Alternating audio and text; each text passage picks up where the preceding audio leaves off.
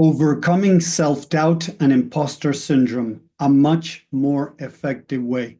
Hi, everyone. Welcome back to another episode of Rapid Subconscious Reprogramming Community. Here, Tommy Walker, the mind engineer, sharing insight and tools to help you start making changes in your life. So thank you very much. If you're watching, I would like to ask you to type #live.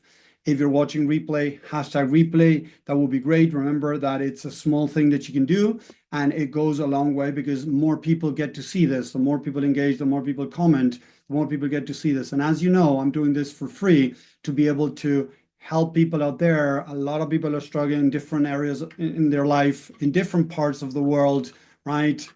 So the idea is to be able to give insight and tools to start helping people get out of their old ways and start becoming more their true self. Hey, Chris. Hey, Brenda. Thank you very much for watching.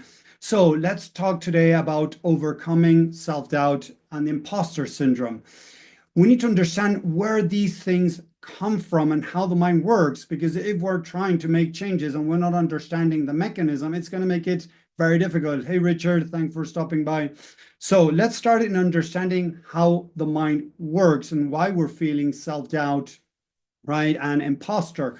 What the mind does is going back into past memories to check what happened in the past and what you started believing in yourself. So imagine that when you were a kid, you got a bad grade, or you didn't behave correctly, or your mom showed more love and appreciation according to you towards your siblings, towards a sister, towards a brother, older, younger, it doesn't matter. As we go through different instances along childhood, the mind starts creating stories, and those stories are created according to the mind to the truth. So we got to be first very conscious that when we're talking about false beliefs, actually, I started calling them more now as I work one-on-one with people. And when I talk like this, sometimes I talk about false beliefs. That makes it easier for people to understand. But I talk about partial truths. So the mind uses past events to think about what could happen in the future, right, according to what happened in the past. So the mind is projecting a potential future with what happened in the past. That's how it works. That's why a lot of people, although they try different things, affirmation, positivity, different things to be able to supposedly change, overcome their self-doubt or the imposter syndrome, and they're struggling still, they need to understand how the mind works. So if I want to fix a car, if I don't know about cars, it's going to make it very difficult to fix a car. And I say this all the time, but it's very important to understand. I cannot fix a car if I don't know about cars. Because if you want to fix a car, would you take it to a cardiologist? Would you take it to the hospital, the car? Yes or no, type in the chat. I know it sounds stupid, but just to have that interaction, right? Would you take your car to get fixed to the hospital? Of course not. You're going to take it to a mechanic, right? So it's important to understand that you're going to take it to somebody that knows about how a car works. So here, what I'm trying to share with you is how the mind works. Telling yourself positive things is not going to work when you have self-doubt for most people. Why? Because when I tell myself positive things, the mind is going to go back into the past and is going to look for proof to see if that is right or wrong. Subconsciously, it has beliefs, programs, and memories that back up what you believe in. So if I believe that I'm not good enough and I start telling myself that I'm good enough, and I have worked with hundreds of people along these years that I've been doing this that had tried to change their belief system to overcome things by using what I call fake positivity, right? It doesn't work because the mind is going to go back into the files, into the past, and say, wait, Tommy, you're telling yourself that you're not good enough. You're telling yourself that you're good enough, positivity. Oh, I'm good enough. The mind goes into the past and says, no, Tommy, look, over here, you were bullied because you did something silly. Over here, your mom got angry at you because you did this wrong. Over here, your brother was bullying you because you did something wrong. Over here, this happened. Over here, this happened. And it has proof in my past that I'm not good enough. So by trying to overcome imposter syndrome, by trying to overcome self-doubt, by pumping myself with positivity, is normally not working for most people. Okay, so stop that, please, because as Einstein said, if you keep trying the same thing, expecting different results, it's not going to work. And unfortunately, I know, what comes to my mind right now, what my mind, a part of me was saying, like, but Tommy, these people think that because they have been convinced by other gurus that you got to keep doing it longer and longer and longer. The longer you do it, eventually you're going to override the mind. For a very few percentage of people that might work, but for the most people out there, vast majority, it doesn't work. Fake positivity doesn't work. So instead, what do I do with the people that I work with to help them start making changes? First of all, understanding that the mind has valid reasons to feel like you're an imposter and to have self-doubt. First, we need to start validating how you feel. Validating doesn't mean that you're saying that is correct and that it's not going to change. Validating is just saying, hey, it makes sense. I have proof from my past to believe this. Because a lot of people go into war with their mind thinking that, oh, I shouldn't feel this, I shouldn't feel that, I shouldn't think this, I shouldn't think that.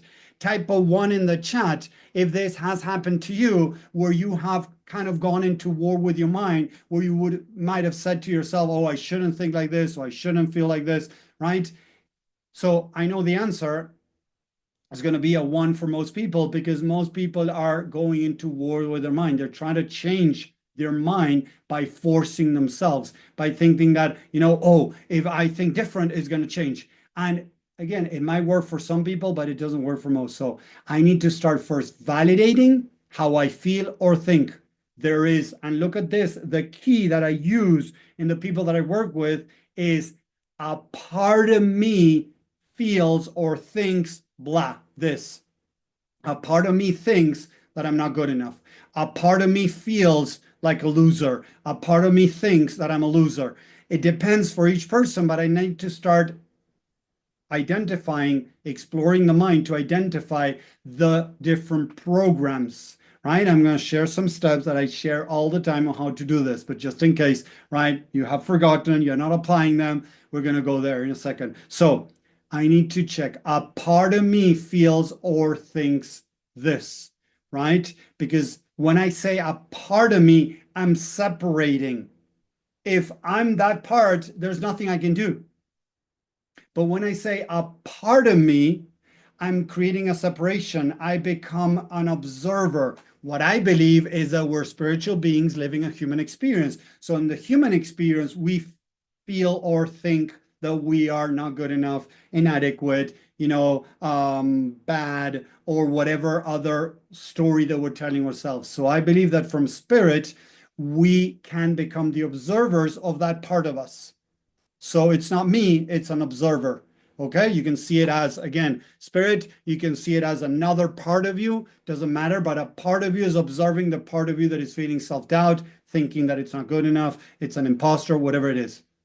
Next step is, okay, how am I feeling? First important question. How am I feeling? Oh, I'm feeling sad, I'm feeling frustrated, I'm feeling, shame, I'm feeling whatever it is. And again, validating those feelings, writing them down, okay? I feel shame. Okay, imagine that you said several different emotions. Now you go through the different emotions and asking why. Why do I feel shame? Oh, I feel shame because I should know more. I feel shame because, I choked and I wasn't able to ask for a raise. I choked in the interview and I screwed up. I choked in blah. I choked in this date and I screwed up. Okay, so I have valid reasons to feel that way, right? How does it make me feel about myself? Third question, how does it make me feel about myself that I choked in the interview, that I choked with this, in this person I was talking to, potential, relationship. I choked in, something at work. How does it make me feel about myself? No, it makes me feel not good enough. It makes me feel, not enough. It makes me feel inadequate. It makes me feel like a loser. It makes me feel, like a failure, whatever it is, try to start identifying the stories that I'm telling myself. Because when I start understanding the stories I'm telling myself, now I can start working from there. Remember how the mind works. We have thoughts, beliefs that trigger emotions. Emotions trigger behaviors. A lot of people are trying to change behaviors, but behavior is the byproduct of what's going deeper in the mind, what's going on deeper in the mind. So I need to go to the belief, to the scripts, but I need to go through the negative emotions. And I know it's not easy. A lot of people out there are teaching that we don't need to go through those negative emotions. We don't need to feel pain. We don't need to blah. Those are all lies. It's like saying that I can build a six pack, a perfect body without feeling any type of discomfort or pain. Come on. Can I build my muscles without really good muscles, healthy muscles? Don't get me wrong, not by drinking stuff, by healthy muscles, right? Without experiencing any type of pain or discomfort? Unfortunately, it's not going to happen because when you go to the gym or when you do exercise, you feel some type of discomfort or some type of pain in the muscles, right? As I was doing some exercises the other day, I pulled a muscle in my leg. So I've been in a little bit of pain lately, but I know that that is something that can happen, of course. And when I'm doing the exercise, I feel some pain, but that pain is developing muscle. The muscle to build needs to go through some type of exercise that eventually is associated with pain. So there's nothing wrong with that. The problem again is when we become the pain. And so much people out there are scared of dealing with their pain because they're scared of becoming the pain and the pain becoming overwhelming, choking enough for them not to know what to do. And that's what happens to a lot of people. But that doesn't mean that we need to discard that pain, ignore it, throw it in the back, repress it or whatever that a lot of people out there are teaching, experimenting. So type it too in the chat if you have heard, if you have followed in the past, or if you're still following people that teach you that you have to deny the negatives, that you're not the negative, so just let them pass, let them go, release, or whatever they're telling you. The right way to release, to let go a negative emotion is by dealing with it, by learning what's behind it. Because again, as I always say, if you have a company dumping toxics into a lake, and I come in with a team of people and we clean the lake, but the company doesn't stop dumping toxic into the lake in a week, the lake is going to be in the same spot it was before we were there. Good, Richard. He says, I don't follow people that teach you to ignore. Good. The idea is not to ignore. The idea is to learn from the negatives. What is the wisdom behind the negatives? Because those negatives have a lot of wisdom to share with you. So again, it could be events from your past that the mind is using, that you failed at school, you failed at home, you failed at a sport, something you did wrong and nobody was there to guide you and you started thinking that you were a failure and now you have the imposter syndrome. Now you find yourself with lots of self-doubt. So I need to start embracing that, validating that how I'm feeling today is the result of past experiences. So the next step you can do is ask the mind, where could I have learned that I'm not good enough? Where could I have learned that I'm an imposter? I'm not good enough. I'm a failure. I'm inadequate. I'm never going to make it. Whatever the script that you found. And it's not sometimes easy to go into the mind because, again, the mind doesn't want to admit those beliefs. Because if the mind says, oh, I'm inadequate, many times when we didn't create that separation, the mind thinks that it is inadequate. So it doesn't want to reveal that belief because it's trying to protect you. That's why a lot of people come to me and say, Tommy, I've been following you, I've been practicing this, I have your book, I've been doing the course or whatever, and I still struggle to find those beliefs. Yes, because you have a gatekeeper that if we don't come from love, we don't come from unconditional love, many times that gatekeeper doesn't let you go and explore the mind. What I've seen in these 16 years of studying, many techniques out there from inner child healing, compassionate inquiry, CBT, and I can continue coaching, neuroscience. I've studied ACT therapy. I have studied many different techniques out there. And what I've seen, the ones that are more effective had to do with that unconditional love, willing to learn, to take responsibility of how I am also building these negative habits or are reinforcing these beliefs. Because when I feel I'm an imposter and then I do something wrong and then I tell myself, oh, you're stupid, I'm in a way confirming those beliefs. So I need to take responsibility and I need to open the mind through unconditional love. If I'm not standing unconditional love, and again, going back to what I believe we're spiritual beings living a human experience, we're connecting more with God, universe, Mother Nature, whatever you want to call it, doesn't matter. You're connected with something higher. Love is a higher frequency. The more you're able to connect with that love, it makes it easier to let the mind open up to check what is going on. Okay, let me know if this is making sense. Let's do typo 3 in the chat if this is making sense, what I'm saying, please. So where does this come from? So I'm going to go review material from my past memories where I might have gone through a situation where maybe I was at school when I was 6 years old, 7 year olds, and 7 I don't remember exactly the I'm just making up an example, right? Imagine that you were 6 or 7 and there was some kids making fun of you, right? So how could I have felt back then? I felt sad.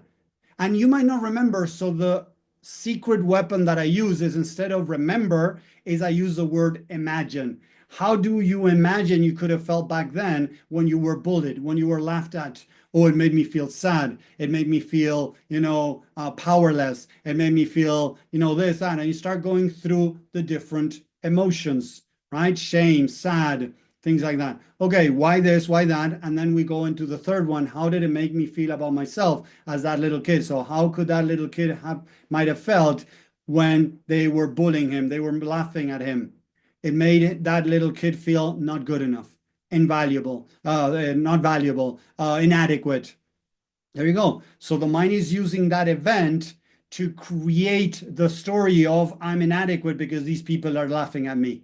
That's how the mind works. When we're kids, it cannot think, oh, these guys have unresolved issues. They feel not good enough. And now they're trying to make me feel bad about myself. Boom. So what the mind does is take it personal and think there might be something wrong with me. That's why these guys are laughing at me. That little kid didn't have an adult to help that little kid go through what was going on. So the recommendation, and I've been doing this for 16 years and I teach it to the people that I work with, what we do is you imagine yourself that adult and what would you tell that little kid? Imagine it's Tommy to little Tommy. Hey, buddy, I understand that you think that you're not good enough because these kids are laughing at you. So first I validate what that part of me is feeling. You have valid reasons to feel this, shame, sad, frustration, powerless, that you think that you're not good enough, whatever. I'm going to review what that part of me said. Then what I'm going to do is I'm going to slowly start bringing we have the partial truth. That part of me thinks that I'm not good enough. I'm going to bring the higher truth. Hey, buddy, it makes sense that you feel this. You know what?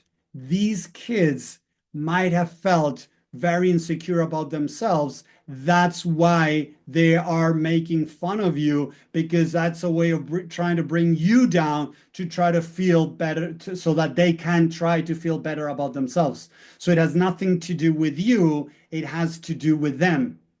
Imagine if when we were going through childhood, through challenges, we might have had an adult that would have been there helping us process whatever we went through. How would your life look? How would your life look like if you had an adult supporting you, loving you, and telling you the higher truth behind every challenge? Instead of letting the mind think, oh, I'm not good enough. Oh, I don't deserve. That's why these kids are doing this. Oh, my mom got angry because I'm not good enough. Oh, my dad hates me because he just slapped me. Imagine if you would have had somebody there saying, hey, your dad just slapped you because he's going through a lot of stress and he's not being able to handle his own frustrations, so he's taking it on you. How would your life look today if you would have had somebody guiding you through those challenges? Type it in the chat. Different or the same? Type the word same or different in the chat if your life would have changed if you had somebody there. The good thing, people, is that the mind has no time. For the mind, there's no time. So we can go back, and this is proven through science, that the mind has no time. So we can go back in time, imagining a new memory where you step in a very loving way and you help that part of you process what happens. So what the mind does, it creates a new memory that kind of replaces the old story of, oh, I'm not good enough, that's why my dad is hitting me. Oh, my dad is hitting me, so it changes to this. My dad is hitting me because he's feeling frustrated. My dad is not paying attention to me because of his own limitations. He cannot see my greatness because of his limitations.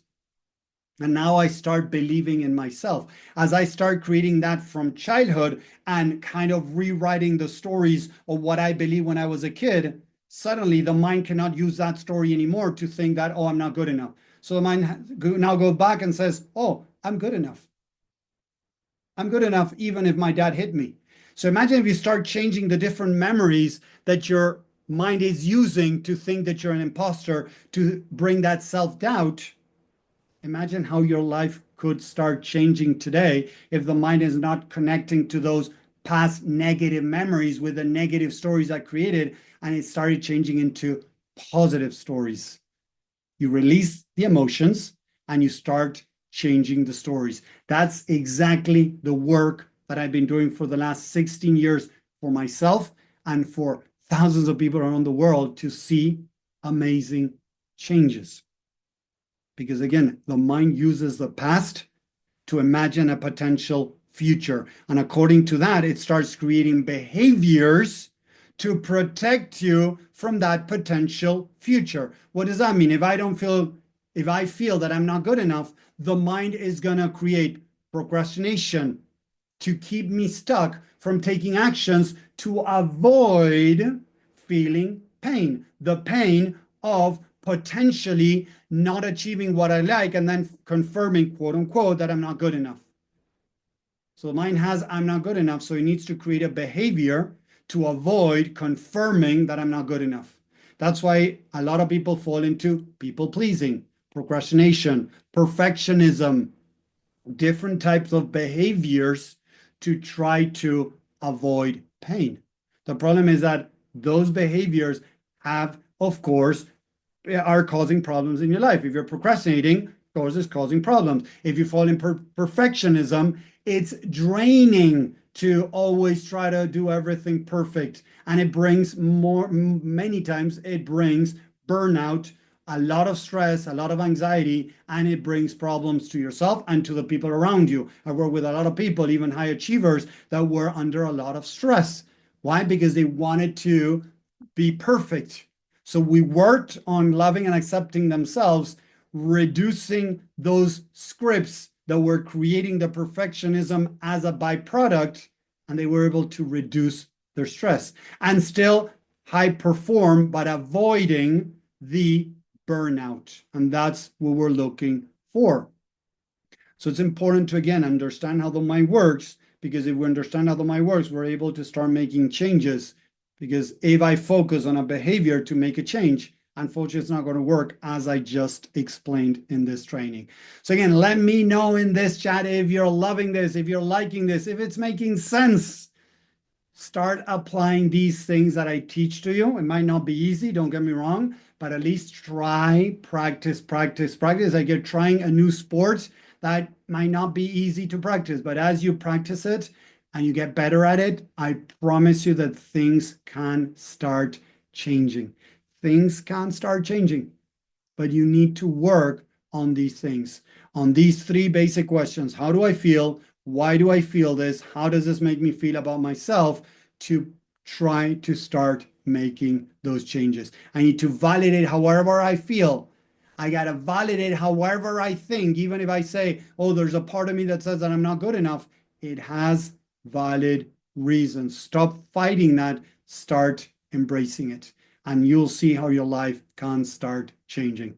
So thank you very much. I'm glad that it makes total sense. I'm reading here the comments. I hope you enjoyed this, and I'll see you next live. Thank you very much. Have a great week, and I hope you can start practicing these things. Bye, everyone.